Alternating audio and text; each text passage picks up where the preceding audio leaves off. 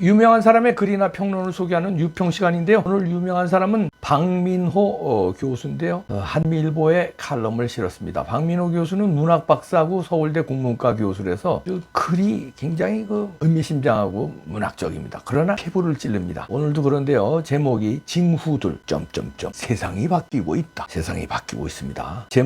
부제목은요. 터져나오는 반성의 목소리, 달라지는 기류, 성찰과 회심의 시간, 진정한 자유 생각할 때입니다. 일단 그대로 읽어드립니다. 성찰과 회심의 시간이다. 어둡고 괴로운 긴 밤이 깊더라도 삼천리 이강산의 먼 동틀날을 멀지 않았으려니 한다. 동포들이 자리 차고 일어날 날 있으리라 여긴다. 산 넘고 바다 건너 태평양까지 자유의 종 울릴 날 있으리라 생각한다. 어둠이 흐린 바다 건너 물러가고 눈물과 한숨도 함께 물러가고 동포들이 두 손 모아 함께 만세 부를 날이 있으리라 생각한다. 휴전선 넘어 압록강 두만강 넘어 광막한 시베리아 벌판 넘어 해방의 깃발 날릴 날 있으리라 여긴다. 역사는 다른 방식으로 반복되는 것도 같다. 어둠이 깊고 길면 사람들 의식도 밤을 닮아 명징함을 잃는다. 전도된다.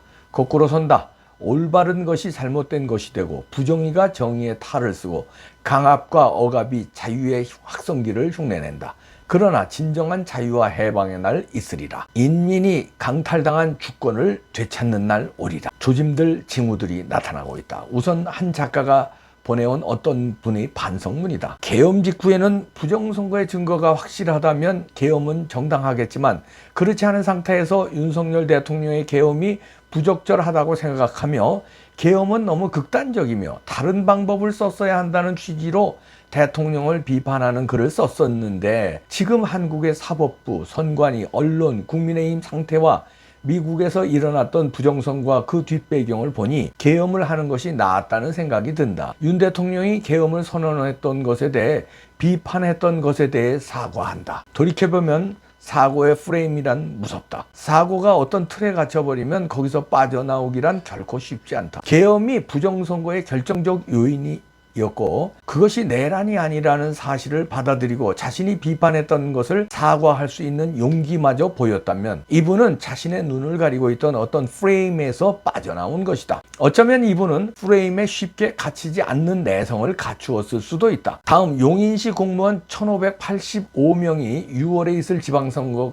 거부를 표명했다는 소식이 들려온다. 용인시 공무원 소속 공무원 가운데 절반이 넘는 숫자라 한다. 언론은 이를 최근 들어 부정선거에 대한 논란이 일고 있는 데다 선거 사무에 차출된 공무원이 고발당하는 사례도 있기 때문이라 해석했다. 그러고 보니 지난해 선거에서 회송용 봉투 안에서 이미 기표된 투표지가 발견되었던 것이 바로 이 용인의 한 지역이었다. 공무원들의 집단 거부 사태는 작년의 부정선거 사례에 대한 반응이라 평가될 수 있다. 레거시 미디어 미국발 부정선거 언급. 이른바 레거시 미디어에서 미국 대통령의 부정선거 관련 언급을 여과 없이 내보낸 것도 변화라면 큰 변화로 해석된다. 채널A의 보도. 현지 기자가 미국 대통령에게 국가가 선거를 관리해야 한다는 말의 뜻이 무엇이냐고 묻는다. 선거가 정직하게 치러지는 것을 보고 싶습니다. 부정선거가 벌어지는 걸 보면 우리는 그런 사례를 충분히 보았습니다. 연방정부가 개입해야 합니다. 2020년을 보세요. 지금 드러나고 있는 사실들을 보면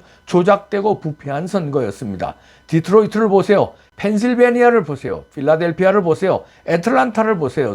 선거에서 엄청난 끔찍한 부패가 있었던 지역입니다. 연방정부는 이런 상황을 그냥 두어서는 안 됩니다. 만약 합법적이고 정직하게 표를 셀 수 없다면 다른 누군가가 그 역할을 맡아야 합니다. 징후들은 계속된다. 미국에 오래 체류하며 유튜브 영상으로나 만날 수 있던 전 학원 강사께서 급기야 부정선거 영화 2024 12.3 그날 조작된 내란 감추어진 진실의 시사회에 맞춰 귀국을 결행했다. 인신을 구속당할 수도 있는 위험을 무릅쓰고 162일 만에 이 나라로 돌아오기를 결심하기는 쉽지 않았을 것이다. 법률을 피하고 싶지도 않다고 말했지만 그보다도 이를 감수할 만큼 때가 무르익었다고 생각하는 것이다. 다가오는 2월 19일 지규현 판사의 재판에서도 오직 헌법과 법률과 실체적인 진실에 근거해서 선고되기를 소망합니다.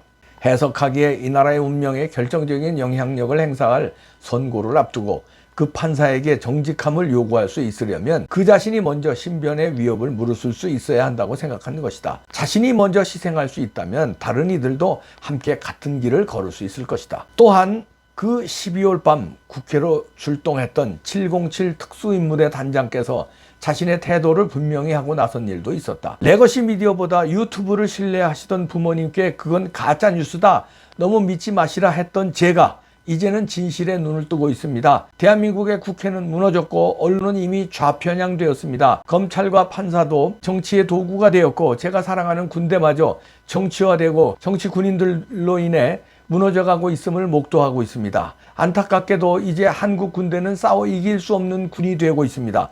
도저히 있을 수 없는 일들이 일어나고 있고 이것을 방치하고 동조하고 있는 군 수뇌부는 역사의 죄인이 될 것입니다. 본분을 잃지 않은 군인들이여, 정의롭기 위해 파면과 감옥을 두려워하지 않은 군인들이여, 그대들은 얼마나 힘들었겠는가. 그러나 그대들은 부끄럽지는 않으리라. 시간이 곧 당신들의 명예를 되돌려 주리라. 이제 마지막 하나의 일에 관여했어야 하겠다. 그는 바터탱드 무암이라는 희귀한 병을 앓고 수술해서 완치 판정까지 받았지만 재발, 폐로까지 다발성 전이가 되어 기적이 아니면 완치가 어려운 상황에 이르렀다고 썼다. 나는 요즘 남은 날을 계산하는 습관이 생겼다고 그는 썼다. 이 문장들이 포함된 그의 문장은 삶의 모든 무거움을 초극해버린 영혼의 내면 풍경을 보여주고 있었다. 그런 투명한 영혼의 상태에서 그는 12월 3일에 대해 이렇게 썼다. 2024년 12월 3일 윤통의 계엄은 드디어 내 인생의 한 텀의 마지막 마침표를 찍었다. 내가 해오던 일이 이제 더 이상 숨길 필요가 없는 최상위 담론에 걸려버렸기 때문이다. 숨길 수 없는 한밤중에 등불이 켜졌다. 그래서 나는 윤통에게 인생의 빚을 지게 되었다. 알고 보니 그는 나와 같은 대학 5년 후배였다. 학창시절에 알고 지낸 것도 아니었고 무슨 일을 하며 살아가는지도 몰랐던 한 사람의 삶이 이처럼 절실하게 느껴진 적이 없다. 지난 몇 년 사이에 내 곁에서 소중한 사람들의 죽음이라는 사건으로 떠나갔다. 그들 중에는 차마 깃든 정을 다 말로 표현할 수 없는 이들도 있었다. 이제 생면부지의 그가 엘리야 같이 로템나무 아래에서 쉬고 싶다고 쓴 것을 보며 찾아본다. 로템나무는 사막이나 광야에서 드물게 자라나는 나무이고 그늘도 작고 열매도 쓸모없는 나무라고 한다. 그래서 로템나무는 잠시 숨 돌리는 최소한의 쉼을 상징한다고 한다. 그래서 이 장면은 사명이 끝났다고 느낀 예언자의 탈진, 번아웃을 뜻한다고 한다. 계속 설명한다. 엘리야는 큰 기적을 행했지만 세상은 바뀌지 않았고 혼자 싸운 느낌만 남았다고 한다. 그래서 로템나무 아래는 승리 후의 허무, 영적 탈진, 완전한 고립의 자리라고 한다. 나는 성경을 모르므로 엘리야의 이야기가 어떻게지는 알지 못한다. 하나님인 엘리야를 책망하지 않았습니다. 먹을 것을 주고 재우고 다시 먹이고 다시 재웁니다. 그래서 로텐나무는 실패의 장소가 아니라 회복이 시작되는 지점이라고 한다. 진정한 자유와 해방이란 무엇인가? 이렇게까지 알게 되자 눈시울이 뜨거워진다. 그동안 얼마나 외로웠느냐, 힘들었느냐 알아주고 싶어진다. 성찰과 회심의 시간이다. 그와 내가 어쩌면 여러 번 마주쳤을 수도 있는 그 1980년대 말에 나는 전혀 다른 사유 틀 속에 있었다. 마치 종교처럼 숙명처럼 그 사상을 내 것으로 만들고자 애썼다. 적어도 북녘 땅의 종교는 아니었지만 그로부터 오랜 동안 나는 낡은 사상의 프레임에서 벗어나려 애썼다. 오늘에 이르는 동안 나는 사상의 방랑자였다. 눈보라와 황사바람 속에서 눈도 제대로 못 뜨고 나아가야 했다. 지난 1년 2개월 나는 내가 단단히 다니고 있다고 생각했던 것들까지 다시 한번 회의하고 또 회의하고자 했다. 가난한 일을 위한다는 마음이 곧 사상인 것은 아니다. 살상과 전쟁을 미워한다는 것도 아직은 사상의 걸음마에 지나지 않는다. 이를 어떻게 추구할 것인가? 인간이란 어떤 존재인가? 그때 부르던 노래 속에 나오는 자유와 해방이란 무엇이어야 하는가? 나는 묻고 또 물어야 한다. 그러나 내가 미처 해답을 얻기도 전에 구석지고도 어두운 마음의 거리에서 어느덧 첫 닭이 울고 묻 개가 짖도다. 벗들아 너도 듣느냐?